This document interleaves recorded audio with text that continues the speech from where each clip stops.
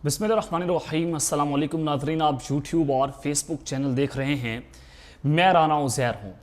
नादरकम पाकिस्तान का निज़ाम इंसाफ आज सबके सामने नंगा हो चुका है कि एक इश्तिहारी भगोड़ा मफरूर मुजरिम उसको आज ज़मानत जो है वो दे दी गई है। तो दूसरी जानिब पाकिस्तान के सबसे मकबूल तरीन लीडर इमरान खान साहब को दीवार से लगाने का सिलसिला तेज़ी से तूल पकड़ता हुआ नजर आ रहा है।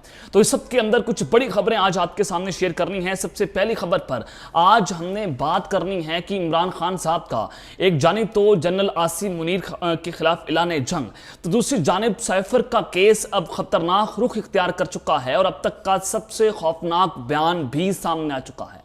उस बयान से चीजें बड़ी वाज़ेह हैं कि पाकिस्तान की इस्टेब्लिशमेंट, पाकिस्तान की मिलिट्री फौज जो है वो इमरान खान साहब के खिलाफ क्या कुछ करने जा रही है, उनके प्लान्स, उनके मकासद क्या हैं। तो जनाब अब साइफर का केस है और उस केस में इमरान खान का फौजी क़यादत पर बदतरीन हमला, संगीन तरीन इल्जामात, ये बयान इस वक्त किसका सामने आया है और इस बयान ने सबकी जो है वो धज्जियां उड़ा कर रखती हैं। इस हवाले से बड़ी इंपॉर्टेंट डिटेल्स हैं वो जनाब मैंने आपके सामने रखनी है, क्योंकि साइफर का केस इसमें इमरान खान साहब को सजाए मौत देने की तैयारियां मुकम्मल हो रही हैं। तो दूसरी जानिब जनाब GHQ जो है उसकी बड़ी वारदात पकड़ी गई है और पाकिस्तान का सबसे मातबर, पाकिस्तान का सबसे ताकतवर हल्का, जब इनकी वारदात पकड़ी जाए तो ये वारदात है कि इश्तिहारी को वज़ीर आज़म बनवाने की, और ये तमाम तर डिटेल्स हैं वो भी आपके सामने रखूंगा। और फिर जनाब इस्टेब्लिशमेंट ने इमरान खान साहब को आज आखिरी और वाज़ेह पैगाम दे दिया है और ये खुली धमकी है। धमकी क्या है, क्या पैगाम पहुंचाया गया इस्टेब्लिशमेंट की जानिब से, ये तमाम तर डिटेल्स आपके सामने रखूंगा। लेकिन अगर आपने चैनल को सब्सक्राइब नहीं किया, चैनल को आपने सब्सक्राइब करना है, बेल आइकन को दबा दें। आने वाली तमाम तर अपडेट्स आपकी खिदमत में बर वक्त पेश होती रहें। तो दूसरी जानिब शेख रशीद साहब की इंटरव्यू की बाज़गश्त है कि उनका बयान सामने आ सकता है, उनका इंटरव्यू सामने आ सकता है, वो प्रेस कॉन्फ्रेंस कर सकते हैं। तो जनाब ये शेख रशीद साहब जो हैं वो अभी तक अगवा हैं और उस उम्र के आखिरी हिस्से में उन पर तशद्दुद करना ये एक नाकाबिले बयान अमल है। लेकिन जनाब अदालत का शेख रशीद को 26 अक्टूबर तक बाज़याब्त करवाने का हुक्म, ये आखिरी मोहलत है। आइंदा तारीख तक साबिक वज़ीर दाखिला को बाज़याब्त करवाया जाए। लाहौर हाई कोर्ट के रावलपिंडी बेंच ने इस पर अपने रिमार्क्स दिए। तो जनाब ये चीज़ें बड़ी वाज़ेह हैं कि शेख रशीद साहब जो हैं उनका बयान भी सामने आ सकता है। तकरीबन 8 दिन तो अदालत ने दे दिए और 8 दिनों के अंदर अगर शेख रशीद साहब को मार दिया जाता है तो इसका जिम्मेदार कौन होगा? क्या ये Lahore high court Rawalpindi bench के जजेस इसके जिम्मेदार होंगे? क्या पाकिस्तान की स्टेट एजेंसी जिम्मेदार होंगे जिनको नामालूम अफराद ने अगवा कर लिया था? क्या पाकिस्तान की ISI इसकी जिम्मेदार होगी? इसका जिम्मेदार कौन होगा? 8 दिनों के अंदर ड्यूरिंग डिटेंशन, हिरासत के दौरान शेख रशीद साहब को मार दिया जाता है, ये एक बहुत अहम सवाल है। लेकिन शेख रशीद साहब जो हैं उनका इंटरव्यू की बाज़गश्त है, लेकिन वो अभी तक चट्टान की तरह इमरान खान साहब के साथ खड़े हुए हैं। लेकिन फिर भी पाकिस्तान की एजेंसीज जो है वो कुछ भी करवा सकती हैं। फ़ारूक हबीब जो हैं उनको तोड़ दिया गया और बहुत सारे लोग जो उनको तोड़ने की कोशिशें हो रही हैं तशद्दुद के ज़रिए, और जनाब मार कर, पीट कर, बीवी को जनाब ब्लैकमेल करके, रेप के जो है वो धमकियाँ देकर, तो सारी चीज़ें आप सबके सामने हैं। लेकिन जनाब ये सारा प्लान और सारा ग्राउंड सेट करना ये किसके लिए किया गया?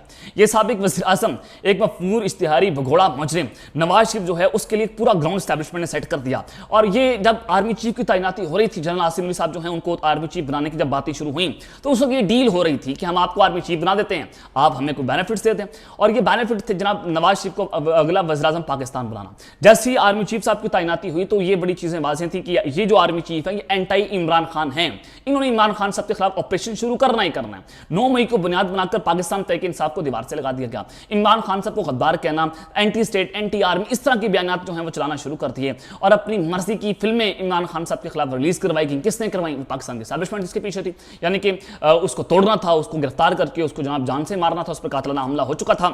तो जनाब इस के अंदर आज GHQ की एक बहुत बड़ी वारदात पकड़ी गई है और ये वारदात है कि इश्तिहारी को वज़ीर आज़म पाकिस्तान बनाने की, और ये वारदात मैं आपके सामने रख भी देता हूँ। सबसे पहले हफीजुल्लाह नहरी साहब ने एक दावा किया था। उनका दावा यह था कि जनवरी-फरवरी में जनरल आसिम मुनीर साहब जो हैं वो डायरेक्ट पाकिस्तान पर रूल करेंगे, वो चीफ एग्जीक्यूटिव बन जाएंगे। आज वो अदालत, वो chief justice Islamabad high court Aamir Farooq साहब, जिसने इमरान खान साहब के तमाम केसेस में जनाब फैसला महफूज किया और आज तक वो फैसला नहीं सुनाया गया, फैसला महफूज करके रख लिया गया अपने पास, और आज ChatGPT के जरिए एक जो है वो फैसला लिखा गया। वो फैसला आपके सामने आया कि एक भगोड़ा मफरूर इश्तिहारी मुजरिम जो पाकिस्तान की अदालतों के साथ झूठ बोलकर मुल्क से फरार हुआ, 3 हफ्तों का बताकर गया, 50 रुपए के स्टाम्प पेपर के ऊपर पाकिस्तान से फरार हुआ और आज 4 साल के बाद वतन वापस आ रहा है। आज उसको इस्टेब्लिशमेंट की मंशा पर चीफ जस्टिस ने नवाज शरीफ साहब को जमानत जो है वो दे दी है। तोशाखाना केस में नवाज शरीफ के दामी वारंट गिरफ्तारी जो है मुअत्तल हो चुके हैं। अब उनको मुअत्तल किया गया है। 24 अक्टूबर को अदालत ना आए तो वारंट गिरफ्तारी बहाल हो जाएंगे। यानी कि इमरान खान साहब का इन्होंने हक दिफा जो है वो खत्म कर दिया था। इमरान खान साहब अपने हक के अंदर बात नहीं कर सकते थे। और जब दूसरा मामला इस्लामाबाद हाई कोर्ट के अंदर इमरान खान साहब के वकील नईम हैदर पुंजता साहब जो हैं, उन्होंने इमरान खान साहब की दरख्वास्त जो है वो जब डाली तो उस वक्त ये chief justice Islamabad high court Aamir Farooq साहब ने कहा था कि इमरान खान साहब खुद आए, फिर वो बताएं अदालत को, वो सरेंडर करें अदालत के सामने। इमरान खान साहब व्हील चेयर पर भी चलकर अदालत के अंदर गया था। आज इस घोड़े को, आज इस मफरूर इश्तिहारी मुजरिम को पाकिस्तान की अदालतों ने जमानत पर रिहा कर दिया है, कानून तोड़ा गया है। तो आज वाज़ेह है कि बादशाह नंगा है और बादशाह नंगा डांस कर रहा है, रक्स कर रहा है और पूरे पाकिस्तान से पूछता है, पूरी आवाम से पूछता है कि जनाब मैं ये रक्स करता हूं, आपको कैसा लगता हूं।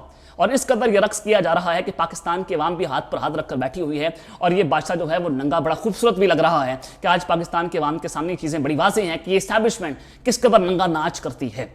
और फिर जनाब नवाज शरीफ साहब जो हैं उनकी महफूज फैसला आज ही सुनाया गया और ये फुर्तियाँ भी आपने देख रही है कि पाकिस्तान की जजेस जो हैं वो किस तरह से कानून को रंदे हाथों रंदा फेर कर रख रहे हैं। और फिर दूसरी जानिब जनाब ये इमरान खान साहब के वकील भी हैं, जनाब इक़्तिदार अहसन साहब पाकिस्तान पीपल्स पार्टी के सीनियर रहनुमा भी हैं, उन्होंने भी इस पर अपना रद्द-ए-अमल दिया है और इस्लामाबाद हाई कोर्ट ने नवाज शरीफ को गिरफ्तार करने से रोक दिया है। 24 अक्टूबर तक साबिक वज़ीर-ए-आज़म नवाज शरीफ की हिफाजती जमानत जो है उसको मंजूर कर लिया गया है। अब जनाब ये आपके सामने है कि GHQ ने एक बड़ी वारदात डाली है। इमरान खान साहब की हमेशा जमानतें मनसूख हुई, इमरान खान साहब को गैर कानूनी तौर पर गिरफ्तार किया गया और उसको कानूनी बताया भी गया।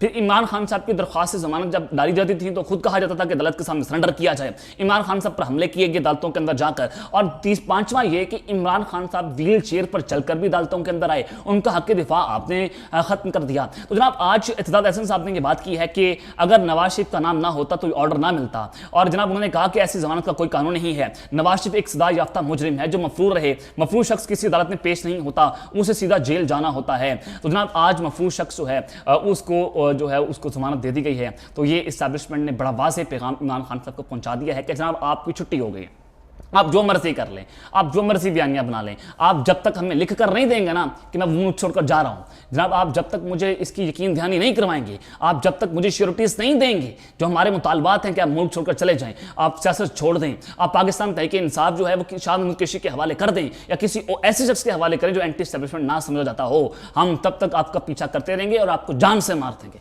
ये जनाब इस्टेब्लिशमेंट का बड़ा वाज़ेह और खुली धमकी जो है इमरान खान साहब को दे दी गई है। तो जनाब इसके ऊपर मौलाना सलाई साहब ने भी ट्वीट किया, उन्होंने कहा कि दूसरों को लाडला कहने वाले आज खुद लाडले हो गए। एक सदा याफ्ता मुजरिम नवाज शरीफ दंदनाता फिरने की इजाजत उनको मिल गई है और नून लेकर जो करना है अवाम उन्हें मुस्तरद कर चुकी है। ये जनाब मोहम्मद सलाई साहब परवेज अली साहब के बेटे, उन्होंने अपना रद्द-ए-अमल दिया। और फिर दूसरी जानिब इमरान खान साहब को सहूलियात की फराहमी की अपील इस्लामाबाद हाई कोर्ट ने सुप्रिटेंडेंट अडियाला जेल को शोकाज नोटिस जारी कर दिया है। इस कोर्ट की मुआवनत के लिए कौन आएगा? हर कोई नवाज शरीफ को लेकर खुशियां मना रहा है, मिठाइयां बांट रहा है और आप सबको नवाज शरीफ की पड़ी है उसका इस्तकबाल करने जाना है। जस्टिस मियां गुल हसन औरंगजेब का लॉ अफसरान पर भी बरहमी का इजहार जनाब उन्होंने कर दिया। लेकिन जनाब कब तक ऐसा करते रहेंगे? आपने गैर कानूनी तौर पर इमरान खान को सामने रखा, आप उसको अदालत के अंदर प्रोड्यूस नहीं कर रहे, आप उसका जेल के अंदर ट्रायल चला रहे हैं, आप साइफर केस को इन कैमरा रख रहे हैं, लेकिन दूसरी जानिब आप एक भगोड़े इश्तिहारी मुजरिम को जमानत पर रिहा कर रहे हैं। ये कैसा कानून है? आप पाकिस्तानी अवाम को पागल समझते हैं। आज पाकिस्तान की अवाम जो है वो आपका बयानिया खरीदने को तैयार नहीं है, क्योंकि पाकिस्तान की तारीख में पहली बार ऐसा हुआ है कि पाकिस्तान की अवाम एक सियासतदान के बयानियत पर यकीन कर बैठी है। आमतौर पर तो होता यह था कि जो एस्टैब्लिशमेंट कह देती थी, जो ISA का DG कहता था, जो आर्मी चीफ बयान देता था या जो DGI-SPR कौन को अगर बताता था, हम उस पर अंधाधुंध बात करते थे कि हमारी फौज है, हमारे इदारे हैं। लेकिन इन्हीं इदारों ने हम पर शब खून मारा, इन्हीं लोगों ने हम पर शब खून मारा और ये बार बार हम पर शब खून मारते रहेंगे जब तक हम अपनी आवाज़ हक को बुलंद नहीं करेंगे। ये इन आवाज़ों को काटते रहेंगे, ये हमारी जुबानों को काटते रहेंगे जब तक हम बोलते रहेंगे। तो जनाब इस सबके अंदर इमरान खान साहब के खिलाफ अब तक का सबसे खौफनाक बयान जो है उसको रिकॉर्ड कर लिया गया है और साइफर का मामला है। और जनाब इस सबके अंदर इमरान खान साहब का फिर फौजी क़यादत पर हमला होना, ये इस वक्त बहुत इंपॉर्टेंट खबर है। जनाब जियो न्यूज़ ने इस खबर को ब्रेक किया है और आजम खान साहब को अगवा किया गया और उनसे 164 का बयान लिया गया, वादा माफ गवाह बनाया गया साइफर के मामले में। इमरान खान साहब के जो हैं वो ये सेक्रेटरी रहे। तो जनाब इमरान खान साहब के खिलाफ आजम खान साहब ने अपना बयान रिकॉर्ड करवा दिया है, उसकी नकल जियो न्यूज़ ने हासिल कर ली। अब ये देने वाला कौन है, ये अहम सवाल है। जियो न्यूज़ को ये बयान किसने दिया है? वो तो हिरासत के अंदर है, वो तो एजेंसीज के पास हैं। क्या एजेंसीज ने जियो न्यूज़ के पैगाम दे के चलाएं टीवी के ऊपर, बताएं कौम को कि ये सब कुछ होने वाला है? तो आप इनका तरीका वादात आपने समझ नहीं है कि किस कदर ये इमरान खान साहब को सजाए मौत तक लेकर जाएंगे। उम्र कैद, सजाए मौत, 14 साल कैद, ये 3 ऑप्शन इस वक्त उस पर काम शुरू है कि अगर इमरान खान साहब मान जाते हैं तो फिर कम सजा कर दी जाएगी। इमरान खान साहब जो है वो झुकने का नाम अभी तक नहीं ले रहे। तो साइफर केस में दिए गए आजम खान के बयान के मुताबिक इमरान खान साहब साइफर पढ़कर जो है वो जोश के अंदर आ गए। इमरान खान साहब ने कहा कि साइफर अपोजिशन और रियासती इदारों के खिलाफ मौसर अंदाज में इस्तेमाल किया जा सकता है। इमरान खान साहब ने कहा कि साइफर अमरीकी एहलकार की गलती है, और उन्होंने यह भी कहा कि साइफर तरीके एतमाद को नाकाम बनाने में भी इस्तेमाल हो सकता है। यानी कि इमरान खान साहब कानून तो पढ़े ही नहीं, उनको क्या पता कि आप आर्टिकल 5 का इस्तेमाल करके तरीके एतमाद को उड़ा सकते हैं। जो कासिम सूरी साहब ने किया, उनको तो ब्रीफिंग देनी थी, उनके वकला ने, उनके जनाब अटॉर्नी जनरल ने, उनको बगैर ब्रीफिंग दिए कैसे पता चल गया कि साइफर जो है वो तरीके एतमाद को उड़ाने में कामयाब हो सकता है? ये जनाब आप समझ रहे हैं कि ये किस कदर झूठा बयान इमरान खान साहब के खिलाफ जो है वो दिया गया। आजम खान के बयान के मुताबिक इमरान खान साहब ने कहा कि साइफर की कॉपी मुझे दे दो और मैं साइफर को दोबारा पढ़कर ज्यादा लेना चाहता हूं, जिस पर मैंने साइफर की कॉपी साबिक वज़ीर-ए-आज़म को दे दी, जो उन्होंने अपने पास रख ली। जब साबिक वज़ीर-ए-आज़म से बाद में साइफर की नकल मांगी गई तो उन्होंने कहा कि वो गुम हो गई है और कहा कि वो साइफर की तलाश करें। यानी कि साइफर की कॉपी और एक साइफर की जो लाइंस हैं, जो डिप्लोमेटिक लैंग्वेज में लिखा जाता है, वो एक आम शख्स नहीं पढ़ सकता। वो इमरान खान साहब नहीं पढ़ सकते थे, वो आपके जनाब डिप्लोमेट्स आपको बता सकते थे, आपके मैसेज आपको बता सकते थे। जिस लैंग्वेज के अंदर साइफर टाइप किया जाता है, तो इमरान खान साहब कौन से ऐसे 30 मार खान थे कि उनको समझ आ गई कि साइफर के अंदर क्या लिखा हुआ है? तो ये यहां पर एक फ्लॉ इस बयान के अंदर पाया गया। दूसरा, उन्होंने कहा कि इमरान खान ने मिलिट्री और जाती अमले को भी साइफर ढूंढने को कहा, और इमरान खान ने कहा कि वो साइफर को आवाम को दिखाएंगे, और उन्होंने उनको ये मशवरा दिया कि खुफिया मरासला था जिसे बताया या दिखाया नहीं जा सकता। इमरान खान साहब ने तो साइफर को डिक्लासिफाई कर दिया था, उस पर ऑफिशियल सीक्रेट एक्ट तो लग नहीं सकता था। तो फिर जनाब मशवरा कैसा था? जब आपने एक चीज डिक्लासिफाई कर दी है तो जब वो ऑफिशियल नहीं रही तो आप आवाम को दिखा सकते हैं। इमरान खान साहब ने वो साइफर तो आवाम के सामने नहीं दिखाया था, उसकी कॉपी थी जो कौम के सामने रखी गई थी। और इमरान खान साहब ने जो है वो उनके बयान के मुताबिक आजम खान के 28 मार्च को मेरी मौजूदगी में इमरान खान ने बनी गाला में एक इजलास की सदारत की। मेरी यादाश्त के मुताबिक ये इमरान खान के एजेंडे में शामिल नहीं थी। इजलास में इमरान खान ने सेक्रेटरी खारजा को कहा कि साइफर की नकल को पढ़कर सुनाए, और इस इजलास के मिनट्स मैंने रिकॉर्ड किए थे। मेरे ख्याल में उन्होंने आला फौजी क़यादत को निशाना बनाने और दबाव में लाने का मंसूबा बनाया था, मेरे ख्याल में। और भाई आप कौन होते हैं सब कुछ करने वाले कि आपके ख्याल में एक साबिक वज़ीर-ए-आज़म, वो इस मुल्क का चीफ एग्जीक्यूटिव, वो जनाब इस मुल्क का सुप्रीम लीडर, आप उसको कैसे कह सकते हैं कि मेरे ख्याल में इमरान खान साहब ने ये मंसूबा बना दिया था? आप कोई प्रूफ पेश करें, आप कुछ जनाब अदालत के सामने को बयान दें कि आप उनके सामने कोई सबूत रखेंगे जनाब ये सारा कुछ था, ये इमरान खान साहब ने सारा कुछ किया था, या उस मीटिंग के मिनट्स कौम के सामने रखे जाएं कि इमरान खान ने आला फौजी क़यादत पर हमला करने के लिए साइफर को गैर कानूनी तौर पर इस्तेमाल किया है।